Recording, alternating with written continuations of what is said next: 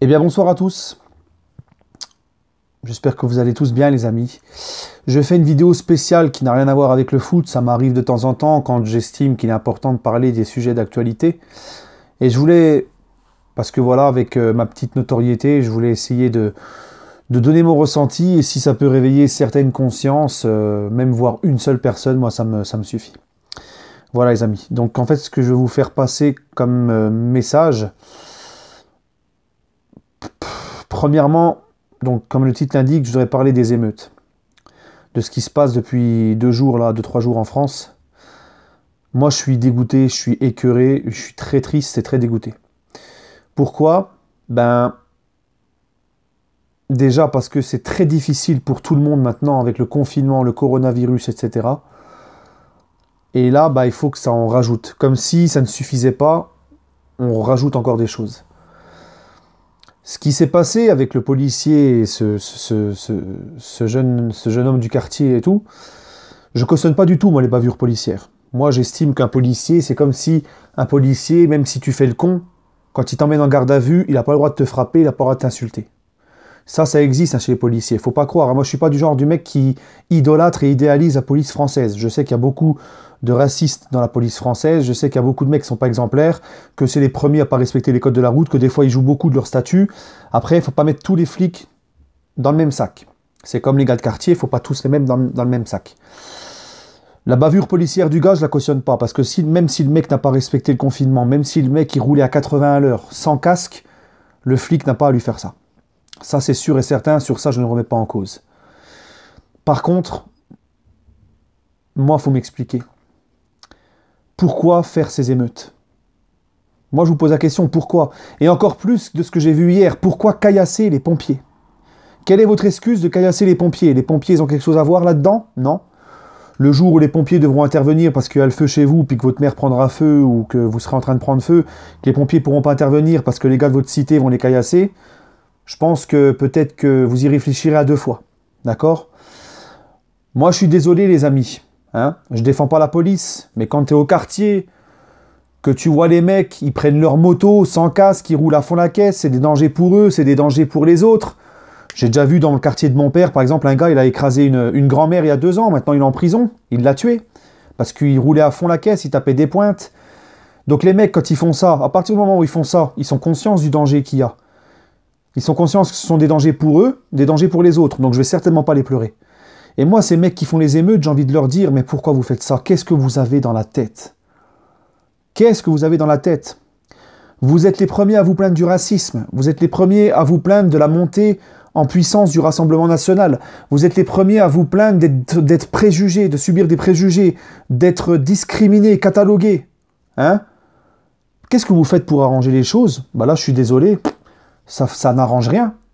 Parce que là, les émeutes que vous faites, les gars, déjà, premièrement, les émeutes, ça n'a jamais fait revenir un mort, ça n'a jamais fait revenir, ça n'a jamais changé la situation. Les émeutes ne vont jamais faire en sorte qu'il n'y a plus de bavure policière. Au contraire, les policiers vont avoir encore plus la haine de vous. Les émeutes, bah, ça donne encore une mauvaise image des gars de quartier. D'accord? C'est encore les fachos, le Rassemblement national qui va se frotter les mains. En fait, vous tendez le bâton pour vous faire battre. C'est aussi du souci pour vos propres parents qui se soucient de vous parce que bah, vous êtes au milieu des émeutes. C'est aussi vous qui, ça se trouve, eh ben, allez peut-être vous retrouver le prochain sur la liste en faisant des émeutes, à être dans le cercueil ou à être dans l'hôpital dans un état grave. Et vous faites encore de la mauvaise pub pour les quartiers. Alors moi, les excuses, ouais...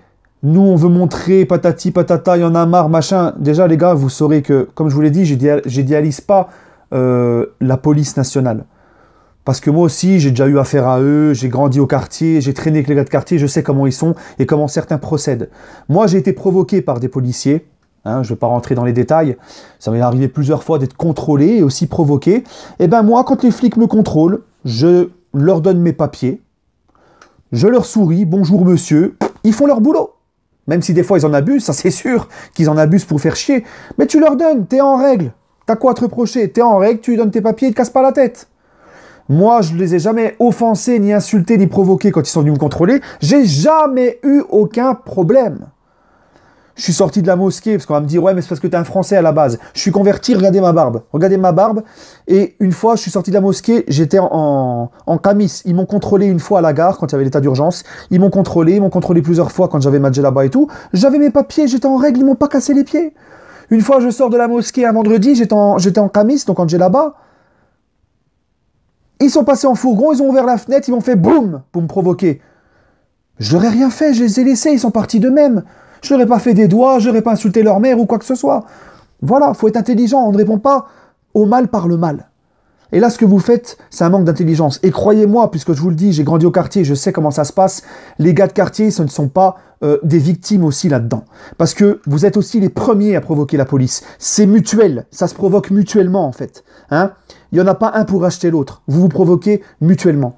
Et moi, le discours de « on fait ça parce qu'on veut plus se laisser faire, on veut que ça change », arrêtez les gars. Arrêtez, vous ne voulez pas que ça change. Vous voulez que ça change? Essayez de faire changer les mentalités. Essayez de faire changer la mentalité. Faites comme certains gars du quartier. Faites des maraudes pour les SDF, faites des associations, montrez le bon comportement, respectez les gens, et voilà. Parce que moi, les gars, on peut en parler de tous ces mecs qui font les émeutes, là. Parce que c'est bien beau de nous parler des bavures policières, mais vous n'avez pas attendu les émeutes. Et encore, là, je parle de ceux qui font les émeutes. Hein. Je mets pas tous les gars de quartier dans le même panier parce que, merci, grâce à Dieu, les gens de quartier, la plupart sont pas comme ça. La plupart, d'ailleurs, sont d'avis avec moi, parce que j'ai beaucoup échangé avec des amis. Et là, je parle de ceux qui font les émeutes, là, tous ceux qui sont dehors, là, qui font les émeutes. Toute l'année, vous pissez dans les ascenseurs, vous saccagez les boîtes aux lettres, vous saccagez les portes de bâtiments, vous les forcez, vous les pétez, pour pouvoir rentrer, vendre votre drogue et fumer votre drogue. Vous empestez les halls, d'accord? Vous squattez, vous empestez les halls. Vous ne respectez personne, vous cassez les boîtes aux lettres, vous détruisez tout ce qu'on vous construit, vous le détruisez, parce que je ne sais pas pourquoi, parce que vous kiffez ça en fait. Et après vous vous plaignez. Et là, mais quand vous faites ça toute l'année, quand vous pétez les boîtes aux lettres et tout, il n'y a pas de bavure policière. Vous n'avez aucune excuse là, hein, parce que vous vous servez de l'excuse, de la bavure policière juste par excuse, entre guillemets. Parce que vous voulez absolument sortir tout péter, parce que c'est aussi un concours entre les gars de quartier. Nous, t'as vu ce qu'on a fait mieux que la cité rivale, on a pété plus de trucs et brûlé plus de trucs que la cité rivale, on a fait le hella, nous on est là, on se montre. C'est juste ça en fait. C'est juste ça. Et moi, ça me dégoûte, parce que le discours des mecs qui te disent « l'État ne fait rien pour nous, l'État nous a laissés à l'abandon », arrêtez s'il vous plaît, arrêtez. Moi, j'ai grandi au quartier, les gars, je vous le dis, actuellement, moi, j'étais toujours bien au quartier. Hein. On a ce qu'il faut au quartier. On a les grandes surfaces, on a des médiathèques, des bibliothèques, des piscines, on a des parcs de jeux, il y a tout, il y a tout au quartier. Il y a des terrains de foot synthétiques tout neufs. Il y a tout. Et vous faites votre discours de Calimero, l'État ne fait rien pour nous aider. Au bout d'un moment, ça suffit. Au bout d'un moment, ça suffit. L'État nous laisse, l'État nous donne rien. Est-ce que déjà l'État, il est obligé de te donner quelque chose? Tu veux quelque chose? Va bosser. Va travailler pour gagner ton pain. Attends pas que l'État te donne quelque chose. Les mecs, ils rentrent à 5h du mat, ils se lèvent à 15h de l'après-midi. L'État, il nous donne rien. Gros, l'État, il est déjà bien gentil de te donner le RSA quand tu fous rien de tes journées. Arrêtez, les gars, avec votre discours. Allez dans les quartiers et demandez à toutes les familles. Toutes les familles ont des allocations, les APL. Il y en a qui foutent rien de la journée, ils ont le RSA. Il y a un mec dans mon quartier, il a 5 enfants. Il bosse pas, sa femme ne bosse pas, et il a 5 enfants. Il vit du RSA. Il touche 900 € par l'État, juste comme ça. Tu lui poses la question, pourquoi tu bosses pas? Il te répond, bah, j'ai 900 balles à rien foutre, pourquoi j'irai bosser? Et je paye que 50 € de loyer. Voilà ce que t'entends.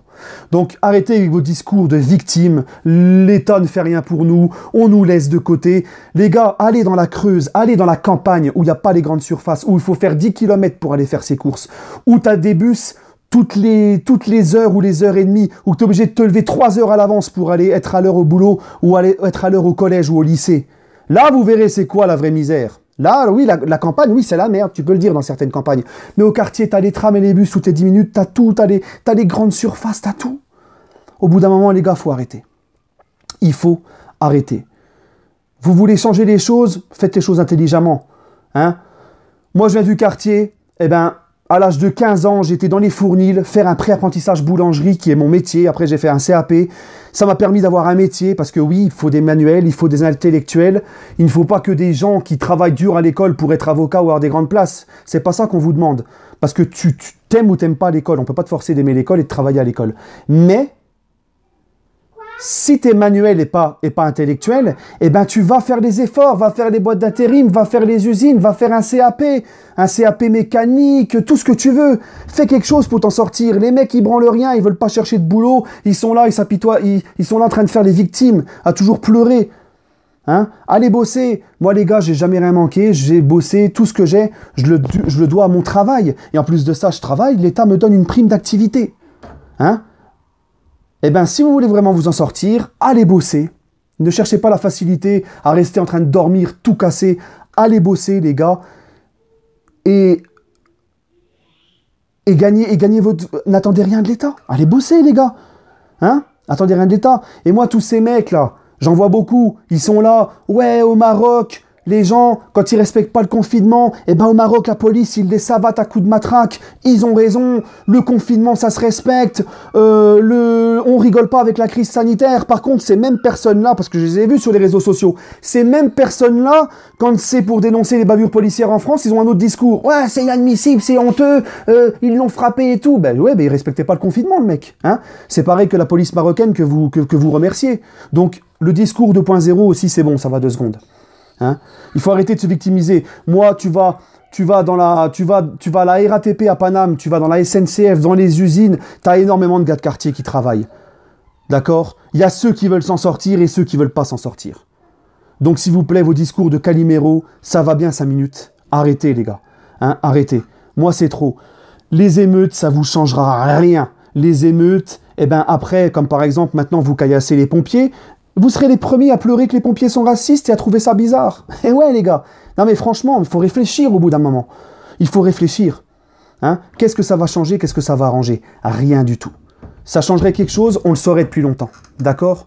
Bref, c'est pour ça que moi je suis dégoûté, parce que c'est encore les banlieusards qui montrent un sale... On va encore mettre tous les banlieusards dans le même panier, tous les gars de cité dans le même panier, les mecs qui n'ouvrent pas des bouquins, qui ont juste le cerveau comme ça collé devant la télé, ils vont te dire quoi? Ah bah tiens, arabe égale islam, et ben c'est encore l'islam qui va traquer, alors que l'islam justement te demande d'être humble et de respecter les gens, et c'est surtout pas faire des émeutes comme vous faites, c'est pas du tout ce que l'islam nous demande, d'accord? Mais vous savez, dans la tête du facho bené qui ne regarde pas plus loin que le bout de son nez, eh ben, ah bah tiens, les Arabes qui font les émeutes, ah bah c'est l'islam, voilà, toi ça va pas plus loin. Donc c'est l'islam qui va trinquer, c'est les quartiers qui vont trinquer, on va encore, voilà, vous vous plaignez des préjugés, vous vous plaignez de plein de choses, du racisme, des préjugés, et là vous tendez le bâton pour vous faire battre, vous leur donnez raison encore une fois. Hein, quand je vois vos parents qui sont venus, les parents qui sont venus en France, ils ont travaillé, ils ont subi le vrai racisme, parce que c'était les vrais émigrés qui arrivaient en France à l'époque, ça n'existait pas beaucoup.